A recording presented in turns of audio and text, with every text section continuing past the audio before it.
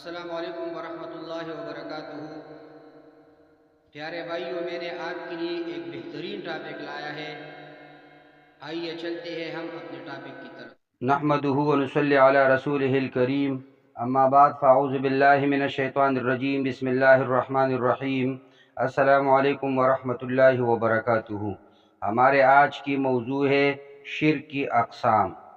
پیارے بھائیوں، شرک کی اقسام دو ہے، شرک اکبر اور شرک اصغر۔ جیسا کہ کفر میں اکبر اور اصغر ہوتا ہے، اسی طرح شرک میں بھی اکبر اور اصغر ہوتا ہے۔ شرک اکبر تو معروف ہے، جیسا کہ ابن قیم رحمہ اللہ نے فرمایا کہ اللہ کے ساتھ کسی کو شریک ٹھہرایا جائے، اس سے اسی طرح محبت کی جائے جیسے کہ اللہ تعالیٰ سے کرنی چاہیے۔ یہ وہ شرک ہے جس میں مشرکین کے معبودوں کو اللہ کے ساتھ شریک کیا جاتا ہے۔ اسی وجہ سے جب وہ آگ میں جائیں گے تو اپنے معبودوں سے کہیں گے، خدا کی قسم ہم تو صریح گمراہی میں مبتلا تھے، جبکہ تم کو رب العالمین کے برابری کا درجہ دے رہے تھے۔ پیارے بھائیوں، یہ ایسا شرک ہے جس کی مغفرت توبہ کے بغیر نہیں ہو سکتی، جیسا کہ اللہ تعالیٰ فرماتا ہے، اللہ بس شرک ہی کو معاف نہیں کرتا، اس کے ماں سوا دوسرے جس قدر گناہ ہو وہ جس کے لیے چاہتا ہے معاف کر دیتا ہے۔ یہ اس وجہ سے کہ جب جاہلیت اور شرک اور وہ چیز جسے قرآن نے معیوب قرار دیا ہے لوگوں کو اچھی طرح معلوم نہ ہو تو ان کے اس میں پڑھنے کا امکان زیادہ ہوتا ہے۔ وہ اس کا اقرار بھی کریں گے، اس کی طرف لوگوں کو دعوت بھی دیں گے اور اس کی تصویب و تحسین بھی کریں گے۔ ایسا کرتے ہوئے انہیں احساس بھی نہیں ہوگا کہ یہ وہ شرک ہے جس میں اہل جاہلیت مبتلا تھے، اور یہ کہ ہمارا یہ عمل اسی طرح کی چیز ہے یا اس سے برا ہے یا برائی میں اس سے کم ہے۔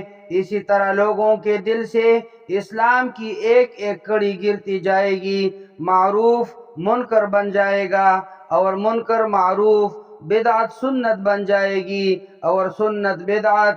ایک آدمی کو ایمان پر رہنے اور توحید خالص اختیار کرنے کی وجہ سے کافر قرار دیا جائے گا، اور دوسرے کو خالص اتباع رسول کرنے اور خواہشات و شہوات کو ترک کرنے کی وجہ سے بدعتی قرار دیا جائے گا، اور جس کو اللہ تعالیٰ نے بصیرت اور دل زندہ دیا ہوگا وہ یہ سب کچھ اپنی آنکھوں سے دیکھے گا۔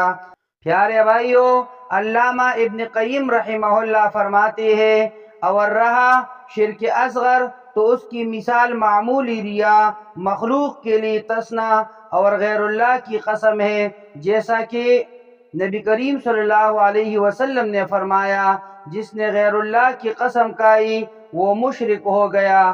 اور کسی آدمی کا کسی سے یہ کہنا کہ ما شاء اللہ و شئت، یعنی جو اللہ چاہے اور تو چاہے، یا یہ کہ ھذا باللہ و بکا، یہ کام آپ کر سکتے ہیں یا پھر اللہ تعالی ہی کر سکتا ہے، یا یہ کہ انا باللہ و بکا، میں اللہ کی اور تیری پناہ میں آتا ہوں، اور یہ کہ انا متوکل علی اللہ و علیک، میں اللہ پر اور آپ پر توکل کرتا ہوں۔ یہ کبھی کبھی شرک اکبر ہوتا ہے۔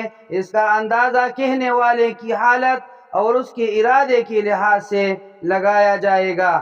نبی کریم صلی اللہ علیہ وسلم سے یہ بات صحت کے ساتھ ثابت ہے کہ آپ صلی اللہ علیہ وسلم نے ایک آدمی سے جس نے آپ صلی اللہ علیہ وسلم سے کہا تھا ما شاء اللہ و شئت، جو اللہ چاہے اور جو آپ چاہیں، فرمایا تھا اجعلتنی للہ ندا قل ما شاء اللہ وحدہ، کیا تم نے مجھے اللہ کے ساتھ شریک بنایا؟ یہ کہو کہ جو اللہ وحدہ چاہے۔ یہ لفظ دوسرے الفاظ سے ہلکا تھا، مگر اس کے باوجود آپ صلی اللہ علیہ وسلم نے اس شخص کی بات کا نوٹس لیا۔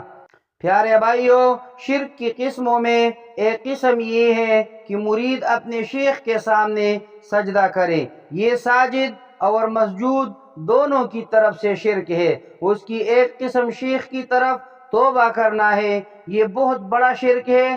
توبہ صرف اور صرف اللہ کے لیے ہے، جیسے نماز، روزہ، حج اور قربانی وغیرہ، یہ خالص اللہ تعالیٰ کا حق ہے۔ مسند احمد میں ہے کہ رسول اللہ صلی اللہ علیہ وسلم کے پاس ایک قیدی لایا گیا۔ اس نے کہا، اے اللہ، میں تیری طرف توبہ کرتا ہوں، محمد کے سامنے نہیں کرتا۔ نبی کریم صلی اللہ علیہ وسلم نے فرمایا، عرف الحق لأہلہ، اس نے حقدار کا حق پہچان لیا ہے۔ چنانچہ توبہ ایک عبادت ہے اور وہ اللہ کے سوا کسی کے لیے جائز نہیں ہے، جیسے سجدہ اور روزے وغیرہ۔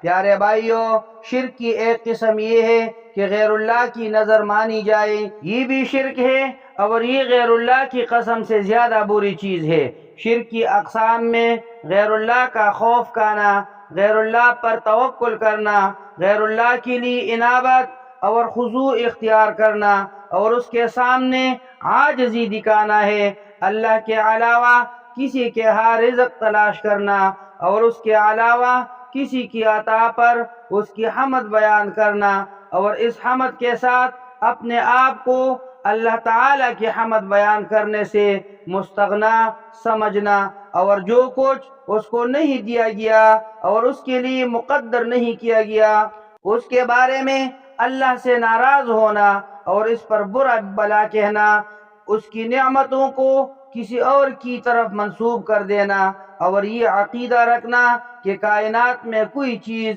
ایسی بھی ہو سکتی ہے کہ جس کو اللہ نے نہ چاہا ہو، یہ سب بھی شرک کی اقسام ہے۔ اقول قولی ھذا استغفر اللہ لی ولکم ولسائر المسلمین۔